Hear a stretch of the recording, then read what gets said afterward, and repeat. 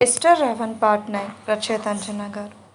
Within సెకండ్స్లో జరిగిపోవాలి, నాన్న బిజీగా ఉండేలా చూడండి అని ప్రణవ్ చెప్పేసరికి వాళ్ళు ఓకే సార్ అని ప్రణవ్ చెప్పినట్లు చేస్తారు. ఈశ్వర్ గారు వరుస పెట్టి మీటింగ్స్ రావడంతో ఆయనకి ఇదంతా ఎవరో చేశారు ఈజీగానే అర్థమై అతని కోపాన్ని పిడికిలలో దాస్తూ మెయిన్ తనకి ప్రాజెక్ట్ ఇంపార్టెంట్ కాబట్టి మీటింగ్స్ అన్నిటికీ అటెండ్ అవుతాడు. ప్రణవ్ కంగారుగా మధు రూమ్ దగ్గరికి వచ్చి డోర్ తడుతూ ఉంటే మధు డోర్ ఓపెన్ చేసేసరికి ఫాస్ట్గా రూమ్లోకి వచ్చి డోర్ లాక్ చేసి మీరు తొందరగా రెడీ అవ్వండి, ఎక్కడి నుంచి వెళ్ళిపోవాలి అని ప్రణవ్ చెప్పేసరికి మధు ఆశ్చర్యంగా ఏమైంది బావా, ఎప్పటికిప్పుడు ఎక్కడికి వెళ్ళాలి అని మధు అడుగుతుంటే అబ్బా అదంతా చెప్పే టైం లేదు, ముందు తొందరగా రెడీ అవ్వండి అని ప్రణవ్ చెప్పి రూమ్లో నుంచి బయటికి వచ్చి తన ఫోన్ తీసుకొని ఎవరికో కాల్ చేస్తాడు. అవతల వైపు ఉన్న వ్యక్తి కాల్ లిఫ్ట్ చేసి చెప్పు ప్రణవ్ అని అడిగితే సంజయ్ అర్జెంటుగా సాహితీకి కాల్ చేసి నిన్ను కలవాలి అని చెప్పు అని ప్రణవ్ చెప్పేసరికి సంజయ్ కంగారుగా ఏమయ్యింది, ఎనీథింగ్ సీరియస్ అని అడిగితే ఏం లేదు, నువ్వు అర్జెంటుగా తనని బిజీ చేయి, నీ దగ్గర అన్ని ప్రూఫ్స్ కరెక్ట్గానే ఉన్నాయి కదా, వాటి వల్ల తనని బెదిరించు అని ప్రణవ్ చెప్తే కాల్ కట్ చేసి సోఫాలో కూర్చొని ఆలోచిస్తూ ఉంటాడు. ఇంతలో మధు అక్కడికి వచ్చి ప్రణవ్ని పిలిచేసరికి ఈ లోకంలోకి వచ్చి రెడీనా అని మధు చెయ్యి పట్టుకుని మెయిన్ డోర్ ఓపెన్ చేసి బయటికి వెళ్ళాలి అని అనుకుంటున్న మధు ప్రణవ్ ఎదురుగా గన్ పెట్టుకునే ఒక వ్యక్తి నిలబడేసరికి మధు ప్రణవ్ చెయ్యి గట్టిగా పట్టుకుంటుంది. ప్రణవ్ అతని చేతి పిడికిలని బిగించి మధు చేతి మీద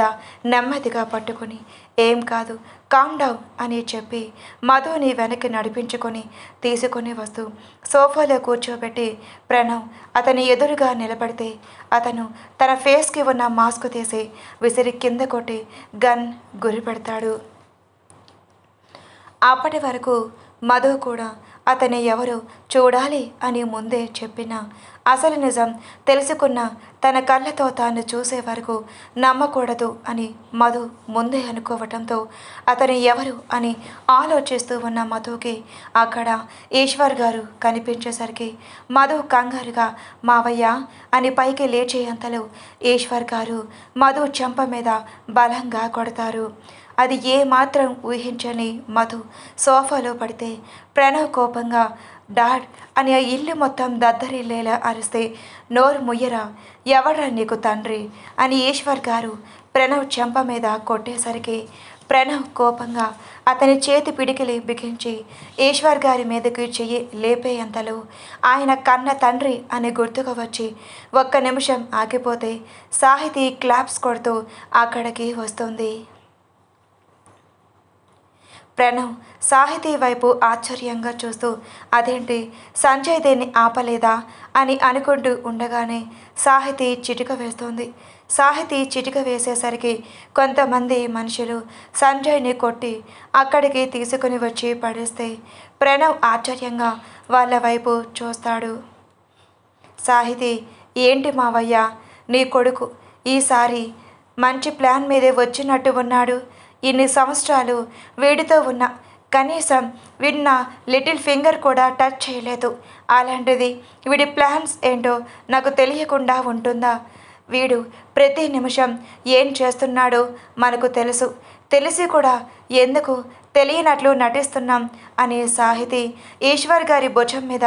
చెయ్యి వేస్తూ అడిగేసరికి మధు ఆశ్చర్యంగా ఈశ్వర్ గారి వైపు చూస్తుంది. సాహితీ ఏంటే ఆ చూపు, కొత్తగా చూస్తున్నావు కదా,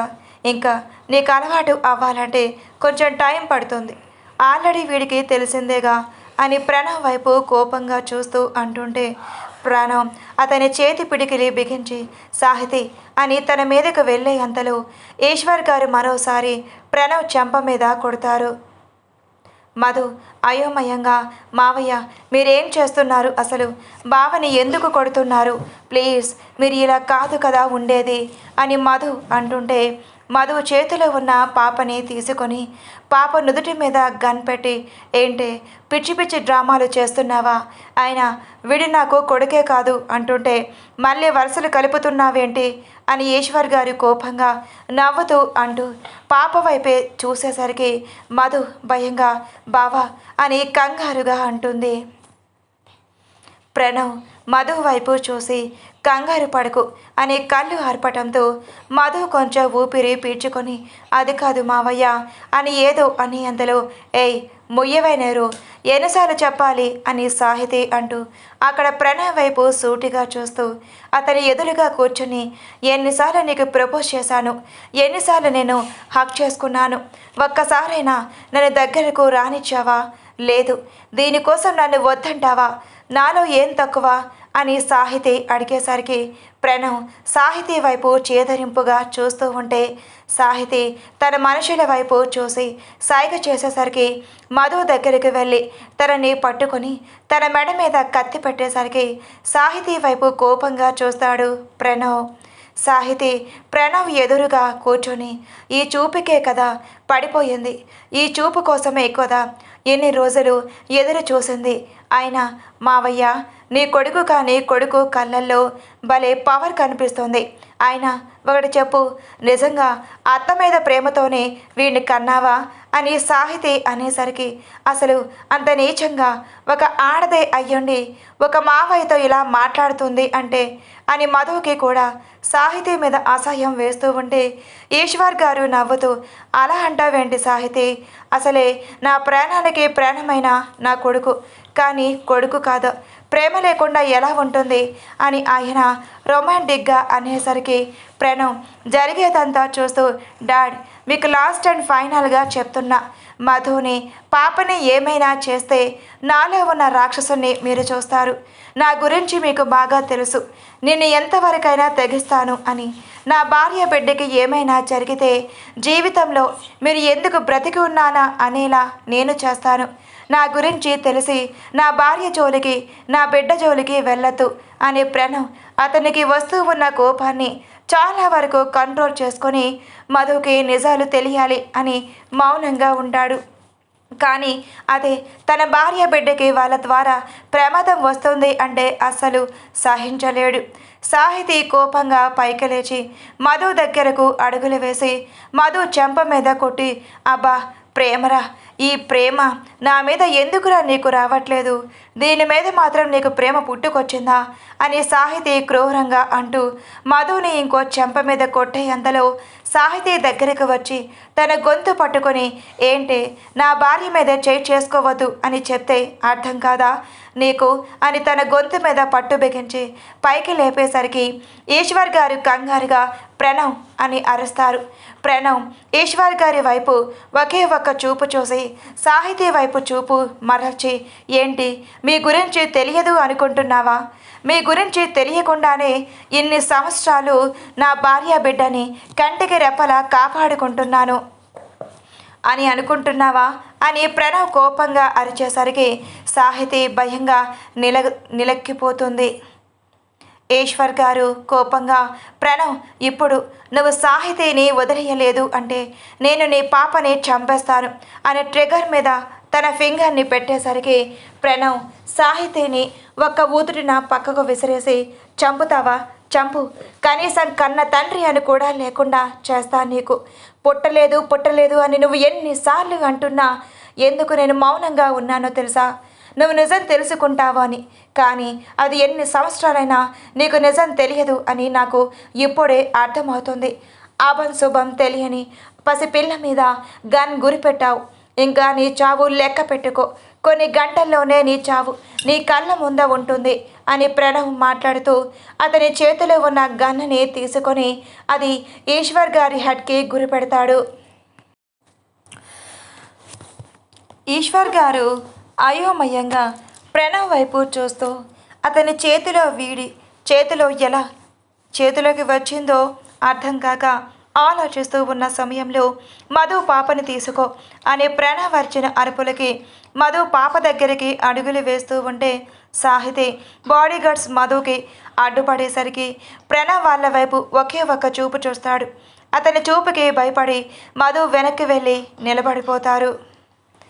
మధు కంగారుగా పాపను తీసుకొని తన ఒళ్ళంతా తడుముతూ ముద్దలు పెడుతూ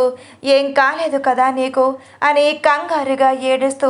పాపని తడుముతూ బావా ఇక్కడి నుంచి వెళ్ళిపోదా నాకు భయంగా ఉంది అని అంటూ పాప నుంచి ప్రణవ్ వైపు చూపు తిప్పి మాట్లాడుతూ ఉన్న మధు అక్కడ జరిగిన పరిమాణానికి బిగుసుకుపోతుంది.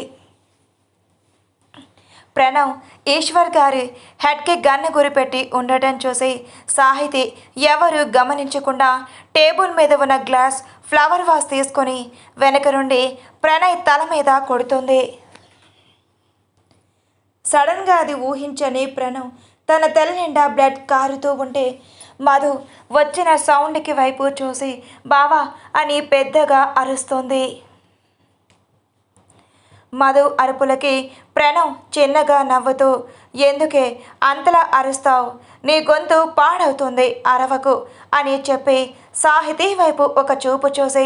మహేంద్ర హెడ్కి గన్ గురిపెట్టి చెప్పు ఎందుకు ఇలా చేసావు ఆస్తి కోసమా లేదంటే ఇంకా దేనికోసమైనా అని అతను నుదురికి కారుతున్న బ్లడ్ ఏమాత్రం పట్టించుకోకుండా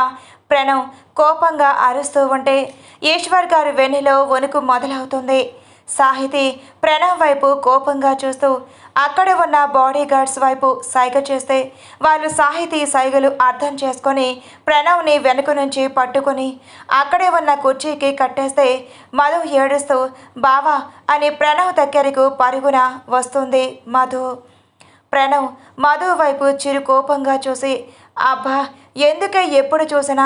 ఆ ట్యాంకు కట్టేవా నువ్వు 24 గంటలు నీ హెడ్ మీద ట్యాంక్ పెట్టుకొని తిరుగుతావా ఏంటి చూడు ఎప్పుడు ఎలా వాటర్ కారుతాయో అని ప్రణవ్ నవ్వుతూ అంటుంటే మధు ఏడుస్తూ నీకు నవ్వు ఎలా వస్తుందిరా ఇక్కడ ఇంత జరుగుతూ ఉంటే ఇప్పుడు మనల్ని సేవ్ చేసేవాళ్ళు లేరా నాకు భయంగా ఉంది నీకు ఏమైనా పర్వాలేదా మన పాపకి ఏం కాకూడదు అని మధు ఏడుస్తూ అనేసరికి ప్రణవ్ కోపంగా చెప్ ఎప్పుడు చూసినా ఏదో ఒకటి వాగుతూనే ఉంటావా కాస్త నోరు మూసుకోవే వాళ్ళు ఏం చేస్తున్నారో చెయ్యని అయినా నన్ను కాదు కానీ వాళ్ళు ఏం చెయ్యలేరు అంత డేర్ కూడా వాళ్ళకు లేదు అంత వేరే ఉంటే ఎప్పుడో నా అంత చూసేవాళ్ళు ఇంతమంది ప్రాణాలు తీసుకోవాలి అని అనుకుంటున్న వీళ్ళకి నా ప్రాణం ఒక లెక్క అనుకుంటున్నావా వాళ్ళకి కావాల్సింది నా ప్రాణంతో వచ్చే ఆస్తి అని ప్రణవ్ కుర్చీలో హ్యాండ్స్ మాత్రమే కట్టేసి ఉండటంతో క్రాస్ లెగ్స్ వేసుకొని చెప్పండి మిస్టర్ ఈశ్వర్ వర్మ ఏం చెయ్యాలనుకుంటున్నారు మిమ్మల్ని కనీసం నాన్న అని పిలవాలి అన్నా కూడా నాకు అసహ్యం వేస్తుంది అని ప్రణవ్ అంటున్న మాటలు ఈశ్వర్ గారు కోపంగా హౌ డేర్ యూ అని ఈశ్వర్ గారు అరుస్తూ ఉంటే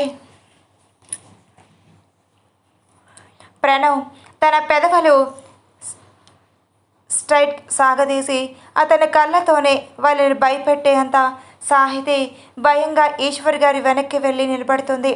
సాహితి భయం చూసి నువ్వు భయపడకురా నీకేం కాదు అని అంటున్న ఈశ్వర్ గారి మాటలు మధుకి ఆశ్చర్యం కలిగిస్తుంటే తనని తండ్రిలా చూసుకుంది. ఇతనేనా లేదంటే వేరే ఎవరైనానా ఒక కన్న తండ్రి కంటే ఎక్కువగా ప్రేమగా చూసుకున్న మేనమామ ఈరోజు అసలు వాళ్ళ ప్రాణాలు తీయటం కోసం ఇంతలా వాళ్ళు ప్రయత్నిస్తున్నారు అంటే అసలు ఏం జరిగిందో అర్థం కాక మధు అయోమయంలో ఉండిపోతే చెప్పండి మిస్టర్ ఈశ్వరమ్మ గారు ఎందుకు మా తాతయ్యని చంపారు అని ప్రణవ్ ఈసారి అడిగిన ప్రశ్నకు మధు ఆశ్చర్యంగా తన నోరు పెద్దది చేసుకొని ఈశ్వర్ గారి వైపు చూస్తుంది. ఈశ్వర్ గారు కోపంగా నవ్వుతూ అక్కడ ఆ ప్రాంగణం మొత్తం అతని నవ్వుతో ప్రతిధ్వనిస్తూ ఉంటే ఏంట్రా తెలిసిందా ఆ ముసలోని చంపింది నేనే అని అయినా ఇందులో నా కోడలి హస్తం కూడా ఉందలే అని పక్కనే ఉన్న సాహితీ వైపు నవ్వుతూ చూస్తూ ఉంటాడు. అతని నవ్వుకి ప్రణవ్ చేతి పిడికిలి బిగుసుకుంటే మధు అయోమయంగా బావా ఏం మాట్లాడుతున్నావు మావయ్య తాతని చంపడం ఏంటి అని ఆశ్చర్యంగా అడుగుతూ ఉంటే అబ్బా నువ్వు కొంచెం సేపు ఉండవే రాక్షసి అని ప్రణవ్ మధు మీద చిరు కోపాన్ని చూపిస్తూనే ఒకవైపు ప్రేమ మరొక వైపు అతని కోపాన్ని రెండు ఒకే వేళ ప్రదర్శిస్తూ ఉన్న ప్రణవ్ని చూసు మధు వెన్ను జలధరిస్తుంది. చెప్పండి అని ఈసారి అరిచిన ప్రణవ్ అరుపుకి అవును నేనే చంపాను, వాణ్ణి చంపి ఆ నిన్న ఆ నింద దీని మీద వేస్తే దీన్ని చంపడానికి కూడా నువ్వు వెనకాడవు అనుకున్నా. కానీ నాకేం తెలుసు నువ్వు ప్రతి క్షణం దీనికి కాపలా కాస్తున్నావని. అసలు ఇది చస్తేనే నాకు సగం ఉన్న టార్చర్ పోతుంది అనుకున్నా. కానీ దీని చావుని ప్రతి నిమిషం నువ్వు కాపాడుతూనే ఉన్నావు. అక్కడ ఎవరినో పెట్టావు కదా దీనికి బాడీ గార్డ్ని అని ఈశ్వర్ గారు కోపంగా అరిచేసరికి అసలు అవేమీ తెలియని మధు ఒక్కొక్కటిగా తను వింటుంటే ఆశ్చర్యంగా ప్రణవ్ వైపు అలాగే చూస్తుంది. ఇంతలో ఈశ్వర్ గారు సాహితీ వైపు చూసి ఏదో సైగ చేయటంతో తను అర్థం చేసుకొని మధు దగ్గర ఉన్న పాపని లాక్కుంటుంది. ఏంటే ఇప్పుడు పాపని మీ దగ్గర పెట్టుకొని బెదిరించాలి అనుకుంటున్నారా? సరే మీ ఇష్టం, నేనైతే ఏం చేయలేను. సరే కానీ మీ ఫ్యామిలీ ఎక్కడ ఉందో తెలుసా ఈశ్వర్ గారు అని అంటున్న ప్రణవ్ మాటలు ఒక్క నిమిషం అతన్ని ఆశ్చర్యానికి గురి చేస్తే మధు అయితే అసలు ఈ లోకంలో లేనట్టే ఇదంతా కళ నిజమా అన్నట్లుగా అయోమయంలో ఉండిపోతుంది. ఈశ్వర్ గారు కంగారుగా ఏం మాట్లాడుతున్నావు నువ్వు అని అరిచేసరికి నిజం మాట్లాడుతున్నాను, మీ ఫ్యామిలీ సేఫ్గానే ఉంది అంటారా అని ప్రణవ్ నవ్వు ఈశ్వర్ గారి వెన్నులో వెనుక వస్తూ ఉంటే అతను కంగారుగా ఫోన్ తీసుకొని తన ఫ్యామిలీకి కాల్ చేస్తాడు. అవతల వైపు ఎవరు లిఫ్ట్ చేయకపోవడంతో ప్రణవ్ నవ్వుతూ ఏంటి ఎవరు లిఫ్ట్ చేయట్లేదు, అక్కడ ఎవరు లేరు కాబట్టి మీ ఫోన్ లిఫ్ట్ చేయట్లేదు, మీ ఫ్యామిలీ మొత్తం నా కంట్రోల్లో ఉన్నారు, అది మీకు తెలియదు అనుకుంటా. పైగా ఇదిగో ఉంది కదా నీ పక్కనే దీని మొగుడు, వాడు కూడా అక్కడే ఉన్నాడు అని ప్రణవ్ అనేసరికి సాహితి చేతిలో ఉన్న పాపని కింద అలాగే వదిలేయబోతూ ఉంటే మధు ఫాస్ట్గా వెళ్ళి పాపని పట్టుకుంటుంది.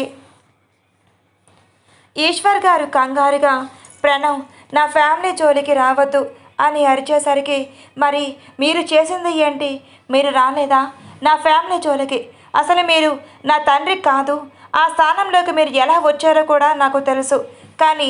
ఎందుకు ఇదంతా చేశారో నిజం తెలియాలి. మా తాతయ్యని ఎందుకు చంపారు, మా అమ్మని ఎందుకు చంపారు, అసలు మా నాన్న తను ఏమయ్యారు అని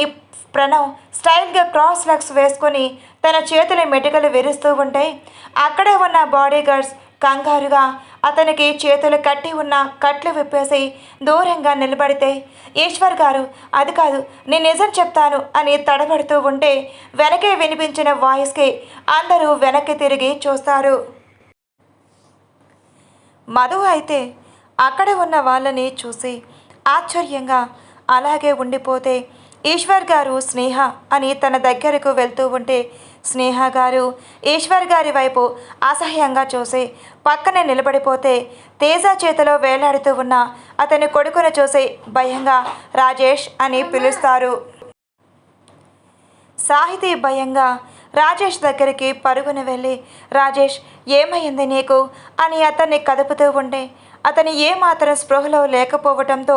విసురుగా రాజేష్ని తేజ దూరంగా నెట్టడంతో సాహితి రాజేష్ బరువు మొయ్యలేక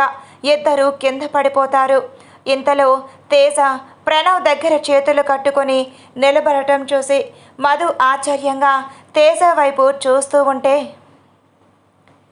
ప్రణవ్ తేజ వైపు ఒక చూపు చూడటంతో అతని చూపులు అర్థం చేసుకున్న తేజ అక్కడి నుంచి ఈశ్వర్ గారి దగ్గరకు అడుగులు వేస్తూ ఉంటే మధు అసలు ఏం జరిగిందో అర్థం కాక వింతగా అందరి వైపు చూస్తూ ఉంటే ప్రణవ్ మధు వైపు తిరిగి అసలు ఏం జరుగుతుంది బావా ఇక్కడ, తేజవాడు నీకెలా తెలుసు అని ఆశ్చర్యంగా అడుగుతుంది. తేజ ఈశ్వర్ గారు వాళ్ళని అక్కడే ఒక రూమ్లో బంధించి ప్రణవ్ దగ్గరికి వచ్చి నిలబడి సార్ మీరు అప్పగించిన వర్క్ కంప్లీట్ అయ్యింది అని చెప్పేసరికి ప్రణవ్ మీ అక్కకి డౌట్ వచ్చిందంట, అదేంటో క్లియర్ చేయవా అని ప్రణవ్ యాటిట్యూడ్గా అనేసరికి మేడం మీరు ముందు లేచి సోఫాలో కూర్చొని మీకోసం జ్యూస్ తీసుకొని వస్తాను అని తేజ వింతగా ప్రవర్తిస్తూ ఉంటే అసలు తనకి ఏమీ అర్థం కాక నేనేం చూస్తున్నాను, అసలు ఇక్కడ ఏం జరుగుతుంది, తేజ నీకు ముందే తెలుసా, మరి తెలిస్తే ఆ రోజు ఎందుకు తేజ అని కొట్టావు అని మధు ప్రణవ్ మీద కోపంగా అరుస్తుంది.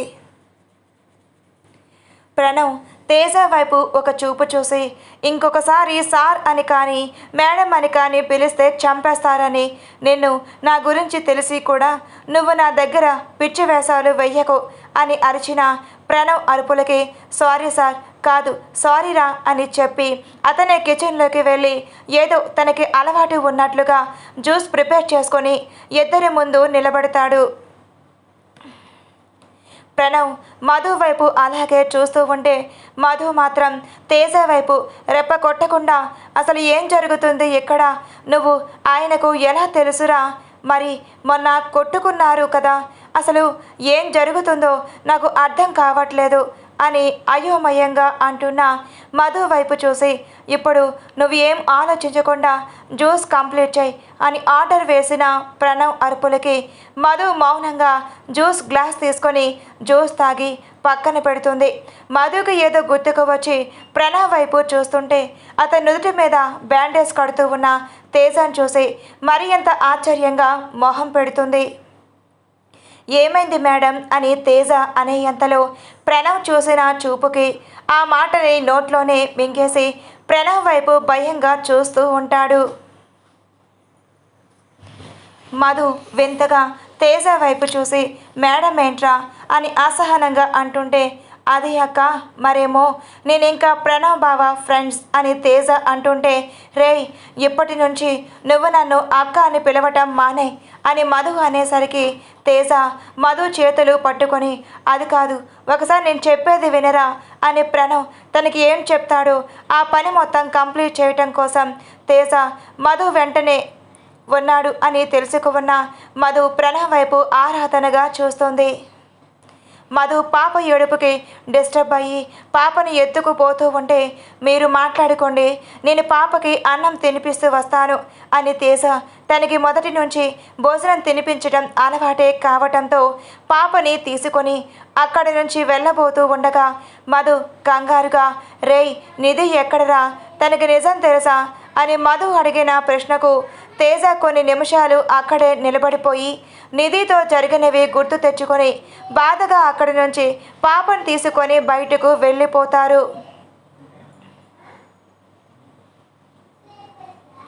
మధు ఏమైంది వీడికి అడుగుతున్నా కూడా సమాధానం చెప్పలేదు అని అసహనంగా అనుకుంటున్న ప్రణవ్ వైపు కోపంగా చూస్తుంది. తన కోపానికి నవ్వుతూ చూస్తూ, ఏమయ్యింది, ఇదంతా తెలిసి నేను ఒక పెద్ద దేవుడిలా నువ్వు నాకు భక్తురాలిగా ఫీల్ అయిపోతున్నావా, అంత లేదు, నేను నా ప్రాణానికి ప్రాణమైన నా బంగారాన్ని కాపాడుకున్నాను, నాకు నువ్వు చాలురా, నిజం తెలిసాక కూడా నేను ఎందుకు ఇబ్బంది పెట్టాను అంటే నీ ప్రాణం కోసం నాకు ఇవన్నీ చెయ్యక తప్పలేదు, చూసావు కదా ఇంట్లోనే శత్రువులు మన మంచి కోరి మన వాళ్ళు అనుకుంటాం, కానీ వాళ్ళే మన గోతికాడ నక్కలు అని తెలియడానికి చాలా టైం పడుతుంది, ఇప్పుడు నీకు అది తెలిసింది అంతే. నిజంగా ఆ రోజు నువ్వు ఇక్కడికి వస్తే సాహితి ఇంకా ఈశ్వర్ గారు నిన్ను ఏమైనా చేస్తారేమో అని ఎంత కంగారు పడ్డానో తెలుసా. నువ్వు తాతయ్యని చంపలేదు అని నాకు తెలుసు, తాతయ్యను చంపింది సాహితి అని కూడా తెలుసు, కానీ నేనేమి చెయ్యలేని సిచ్యువేషన్, ఎందుకంటే నువ్వు తీసుకున్న హాస్పిటల్ రూమ్లోనే నీ వెనకే నిన్ను చంపడానికి మనుషుల్ని పెట్టారు, అందుకే నేను ప్రతి నిమిషం నీతో అలా మాట్లాడి ప్రవర్తించాను, ఇప్పటికైనా నన్ను అర్థం చేసుకుంటావు కదూ అని ప్రణవ్ మధు చెయ్యి పట్టుకొని గట్టిగా ప్రెస్ చేస్తూ చెప్పేసరికి మధుకి వస్తూ ఉన్న కన్నీళ్లను ఆపడం తన వల్ల కావట్లేదు. ప్రణవ్ చిరుకోపంగా తన కన్నీళ్లు తుడిచి, ప్లీజ్ ఇంకా వీటిని మాత్రం నా ముందు తీసుకొని రాకు, అసలు నేను సహించలేను, నీ కంట్లో కన్నీరు కూడా నేను చూడలేను, ఎంత బాధపడ్డావో నాకు తెలుసు, నేను ప్రాణంగా ప్రేమించి నేను అన్న మాటలు నిన్ను ఎంతలా కృంగతీశాయో తెలుసు, శౌర్య నుంచి నిన్ను దూరం చేయడానికి కారణం కూడా ఇదే, నీ పేరు మీద ఉన్న ఆస్తి ఆ శౌర్యాన్ని నేను చంపాలని అనుకుంటున్న వీళ్ళ ప్లాన్ని తిప్పికొట్టాలి అని సగం నీ ఇష్టానికి విరుద్ధంగా ప్రవర్తించాను, నిన్ను నేను ప్రాణంగా ప్రేమించానురా, కానీ నువ్వు శౌర్యాన్ని ప్రేమించావు, ఆ నిమిషం నా ఒంట్లో మత్తు ఉన్నప్పుడు నా దగ్గరికి సాహితీ రావటానికి ప్రయత్నించింది. అది కూడా ఒక ప్లాన్ ప్రకారమే జరిగింది తెలుసా. ఆ రోజు సాహితి నా దగ్గరికి వచ్చి ఉంటే నిజంగా నేను అందరినీ వదిలేసి దూరంగా వెళ్ళిపోయేవాడిని. కానీ అత్తయ్య నిన్ను నా దగ్గరికి పంపించడానికి అత్తయ్య మాట్లాడిన మాటలు నేనే వెళ్ళి అమ్మతో చెప్పాను, నాకు మధు అంటే ఇష్టం అని. కానీ అమ్మకి ముందే తెలుసు, ఆ విషయం బయటకు రానియ్యకుండా చూసుకుంటాను అని అమ్మ నాకు మాట ఇచ్చింది. అందుకే నేను అమ్మతో నిజం చెప్పా, నువ్వు నన్ను ప్రేమించట్లేదు, శౌర్యాన్ని ఇష్టపడుతున్నావు అని. కానీ ఎక్కడో ఒక మూలన అనిపించేది,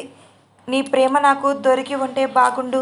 నీ ప్రేమతో జీవితాంతం బ్రతకాలి అని. శౌర్య అంటున్న మాటలకి అమృత కంట్లో కన్నీరు అస్సలు ఆగదు.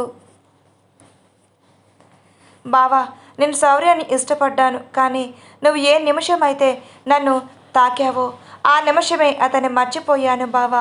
నీ మీద ప్రేమ పెంచుకున్నాను. నేను మనసులో ఒకరిని పెట్టుకొని నీతో ఆ రోజు అలా ఉండటానికి రాలేదు. నీ మీద ప్రేమతోనే నీ దగ్గరికి వచ్చాను. అమ్మ అత్తయ్య చెప్తే నేను దగ్గరికి వస్తాను, వాళ్ళు చెప్తే నేనెందుకు వస్తాను బావా. నా మనసుకి అనిపించాలి కదా. ఆ రోజు నేను నిజంగానే నీ భార్యలాగే నీ దగ్గరకు వచ్చాను అని మధు అంటున్న మాటలకు ప్రణవ్ సంతోషంగా మధుని తన పైకి లాక్కొని గట్టిగా హత్తుకొని మధు మెడవంపుల్లో తలపెట్టి మౌనంగా ఉండిపోతాడు. అతని శ్వాస నేరుగా తన మెడవంపులో చేరటంతో మధు బొమ్మలా మారిపోతుంది.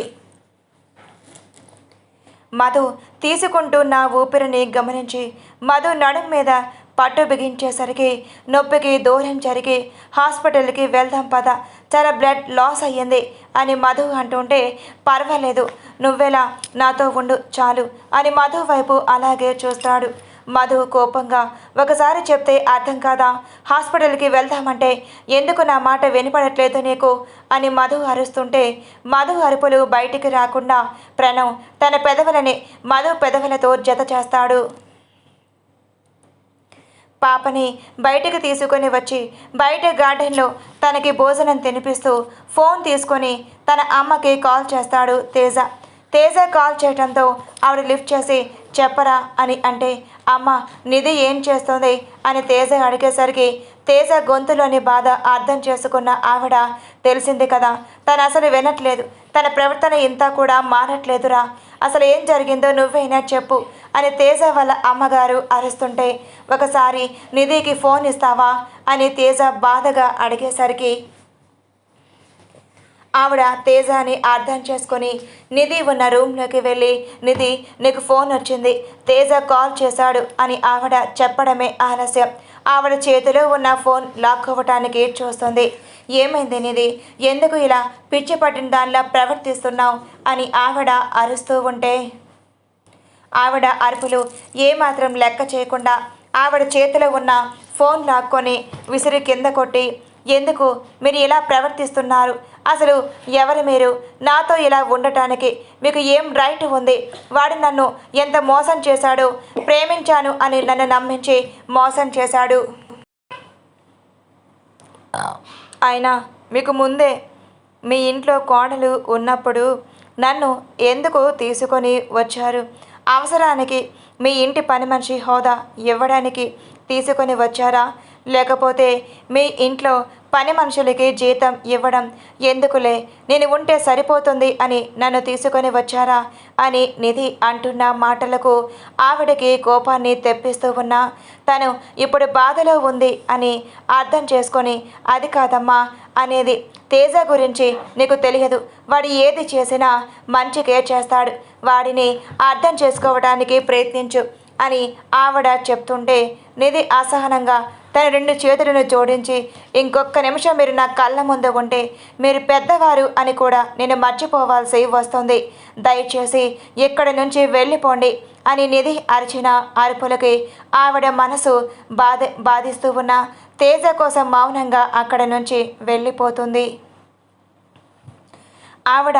బయటికి వెళ్ళిన మరుక్షణమే నిధి బెడ్ మీద కూలబడి నిధిని ఇంటికి తీసుకువచ్చిన రోజు తేజని చూసి ఎందుకిలా చేశావు అని తన ఫోన్లో వీడియోలో చూసిన తేజలో ఉన్న